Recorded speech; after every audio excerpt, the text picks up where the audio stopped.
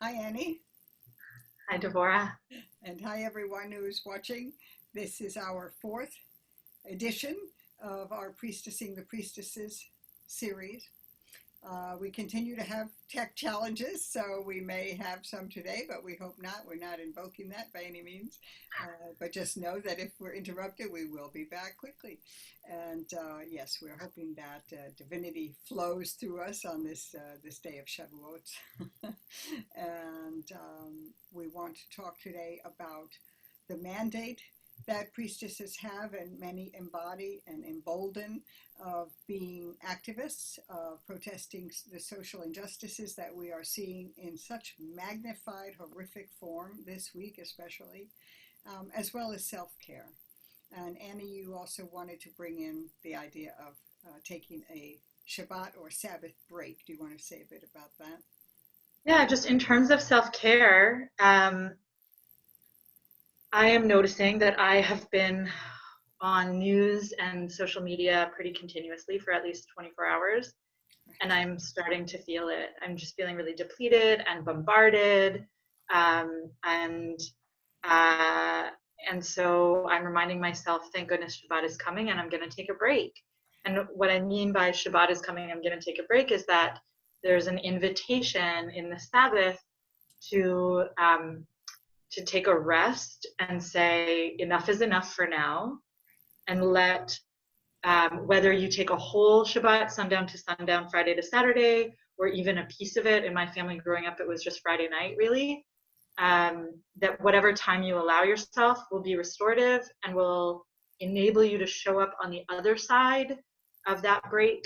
Um, yeah, I mean, replenished or Renewed. vayinafash, as the text says, re-ensouled, Hmm. Hmm. and then able to show up again more fully as an activist and a voice for change, Yes. which is what we're also going to talk about. And with the conditions that we're under right now, it's very hard to do, I think, part of the practice which we have in Judaism, which is, and maybe in other traditions as well, where people observe the Sabbath, which is to put everything of the week, even that which is unfinished, behind you, on hold temporarily for 24 hours, so that you can have a really true restorative time, whether you spend that with family or out in nature or writing or reading or whatever your practice is, um, and then and then know that by sundown the next day you will return to whatever is waiting for you.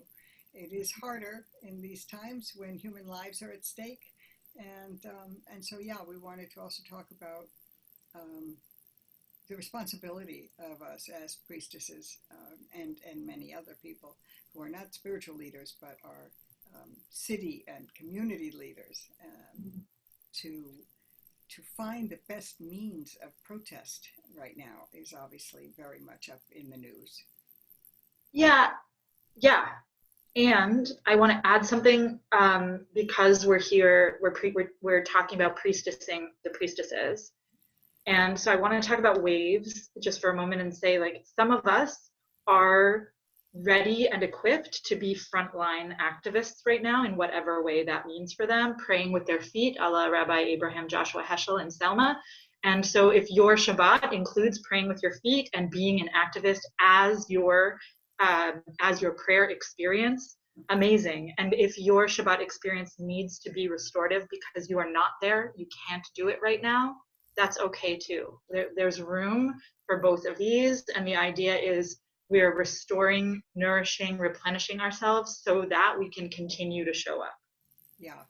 And a man who's often been called a prophet of our times, Rabbi Arthur Waskow of the Shalom Center. I don't know if that is his practice. He certainly does pray and protest with his feet, even landing him in jail sometimes, and his beloved Rabbi Phyllis Ocean Berman. I don't know if they do it on Shabbat, but I know, for example, let's take the case of amulets. You are allowed to wear or perhaps even craft an amulet on Shabbat if somebody is sick. Isn't that right? That's my recollection. And so I'm thinking, the size of amulet we would need now, or the number that we would need is numerous. But it just Right, makes me think of that, because I think any sacred action that saves lives is appropriate yes. to do on a Sabbath. Yeah, pikuach nefesh, for the sake of a life, to save a life, to save a soul. So if getting out and for what I've seen pictures of people forming human chains, white people forming human chains to protect Black protesters in Kentucky. I saw that picture today. If that is how you get out and save a life, or if staying home because you're sick is how you focus on saving a life, or if going to get groceries and wearing a mask, all of the things that are, there are many ways to focus on life saving, even gathering online instead of in person for our Shavuot and Shabbat practices, according to a long list of rabbis right now in the US, like that also is for the sake of saving a life. Yeah. I also want to mention something I saw posted by Anea Bog on Instagram, which was an African-American man, a short video talking about when white people ask, what can I do to fight racism and so on. And I think part of his bottom line in describing that he has been pulled over, stopped for walking while Black, for driving while, all the cases you can imagine, going to the store for something, that part of our job, or a way that we can respond as white folks, is to educate others and to not let these things breed like domestic violence does, in silence and ignorance, but to put them in the light, as is happening now, happily and unhappily, but I'm glad that it's happening, that so much light is being shown on what's gone on in Minneapolis, and of course the advent of and actual wearing of police cameras, and the fact that everybody becomes a reporter who has a phone that takes images and videos. We are finding a lot more that horrific as well as good things that we would otherwise never know about because of distance or silencing. And silence. And I would say, whether or not there's a video, if someone tells you someone tells you that a violent act has happened, it's like the Me Too movement, where now we have enough experience listening to women and discovering that someone talked about this earlier today. I was on did a recording for the Radical Reverend radio show. It's our faith panel, and Fiz Amir was talking about how we've learned over the years to trust women's stories, and those weren't her words. I'm poorly paraphrasing, and I still object. I still object that that's been the process.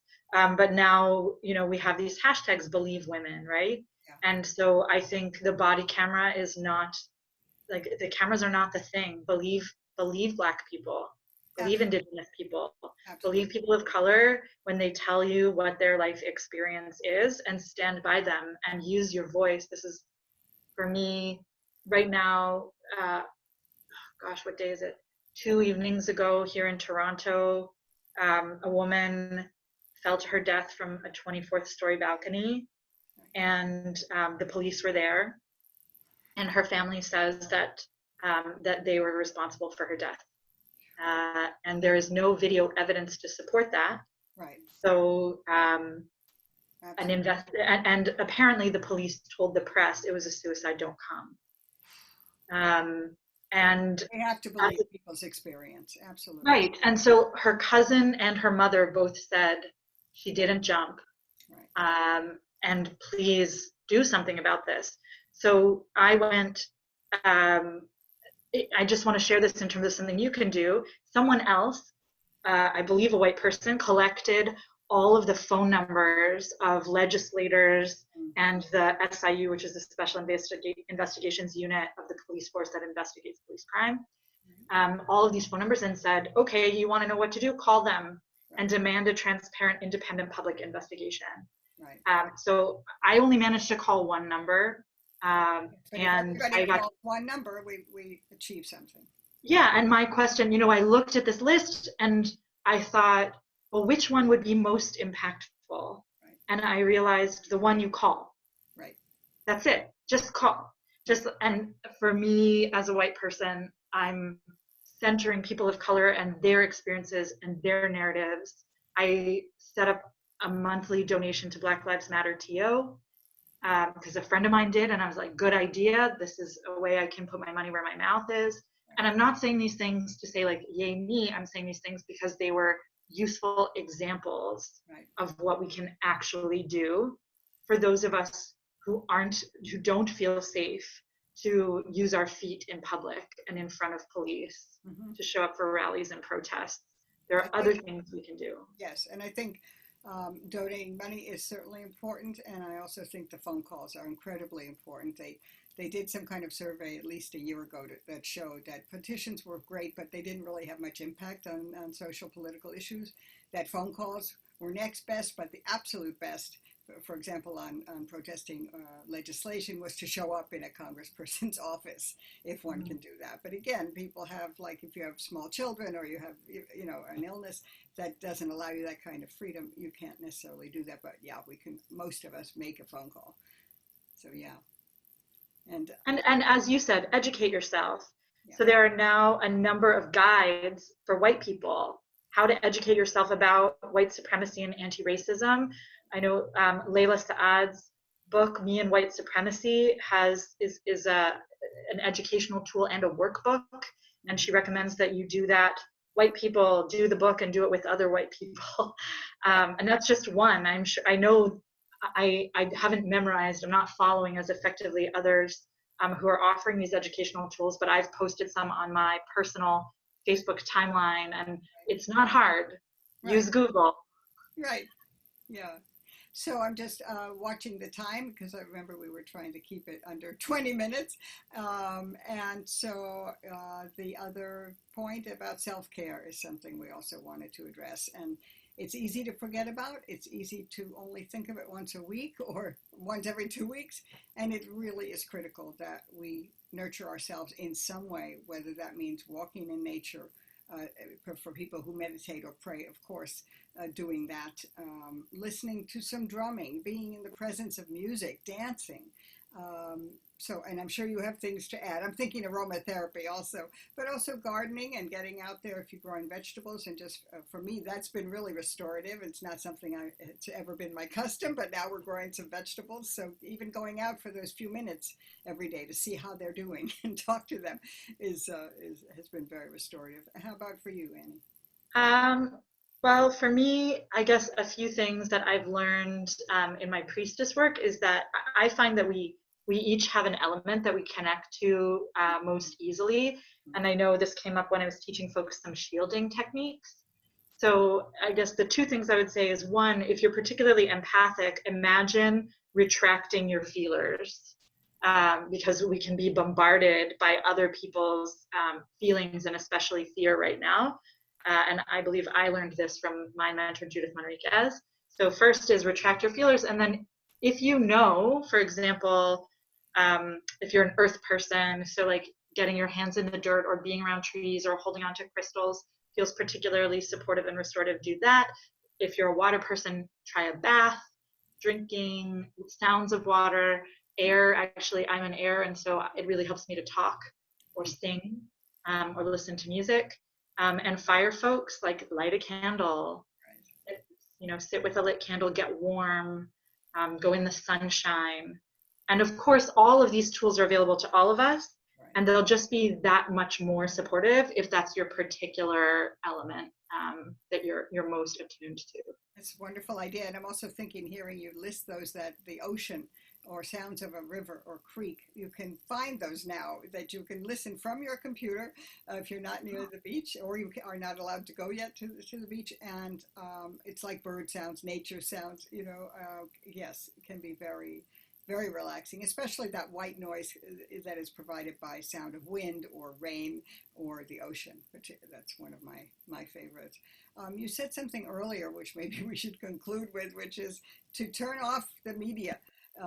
To stop watching. Many of us are on Zoom meetings for 8, 10, 12 hours a day now for various reasons, which has its benefits and joys because we can connect with communities we normally couldn't. but it also is very exhausting, especially if we're in a circle and we're empathic folks and we're taking in the grief and fear that is coming at us from the screen.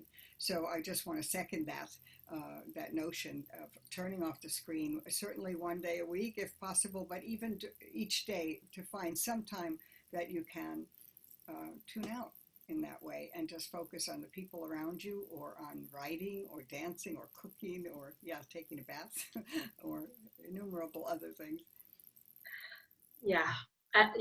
It's just unplugging from the external, and resting, right, all the things you said, and resting our eyes from the screen, and resting our bodies from the blue light that interferes. It perpetuates the wakefulness. Yeah. So all that energy. Yeah. All that energy coming at us is exhausting, and we may, at the end of the day or middle of the day, find ourselves exhausted and not know why. Just as people are finding that from being in confinement and being in shelter in place, that they're exhausted and they're wondering why, and they're thinking something is wrong with them. And I just want to reiterate that I think it's something we're all going through to various degrees, given all the conditions we're living in right now. So, yes, absolutely. I would wish everybody healthy renewal, a restorative time, time to be with and to yourself. And do you want to close us with a blessing, Annie?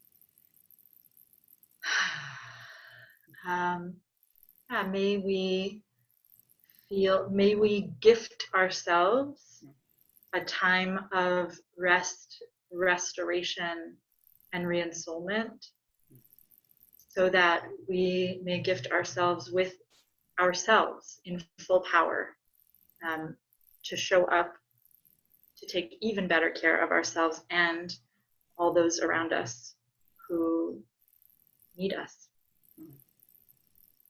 Asheo and Amen and Selah. Thank you.